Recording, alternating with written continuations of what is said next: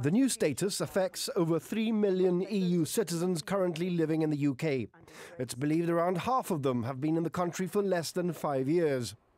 The proposal was revealed by the Prime Minister last night at an EU summit. The cut-off point hasn't been identified yet, but those who qualify will be able to stay in the UK and claim benefits. Further negotiations will determine what happens to those who don't meet the 5-year threshold. How this will affect EU residents in Gibraltar remains to be seen.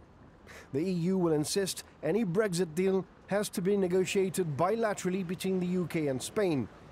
But London hasn't given any indication on whether it will accept this premise. In Gibraltar, there are just over 10,000 EU national frontier workers, according to the government's latest statistics for April. This doesn't include Gibraltarians or other UK nationals.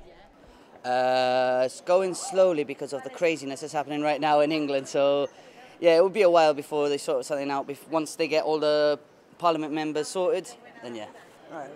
Sometimes they speak something, afterwards they speak something else, so they don't know what they are doing. Well, I think it's going to be very good also. It's going to be really, really good.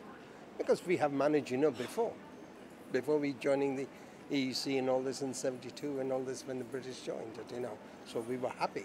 So still we are the same, and we will remain the same. Badly.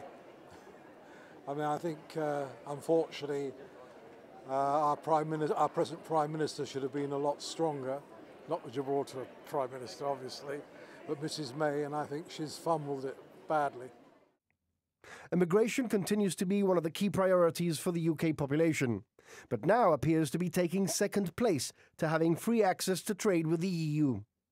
This is according to a poll of 1,500 UK citizens carried out by YouGov for the Times newspaper. 58% of respondents say they'd rather have access to the single market than full control over immigration. And in hindsight, a majority of respondents, 45%, say it's wrong to leave the EU. 44% say it's the right choice, whilst 11% don't know.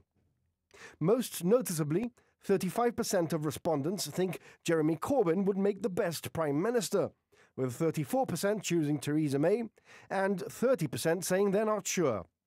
This is the first time Mr Corbyn has overtaken Mrs May in an opinion poll.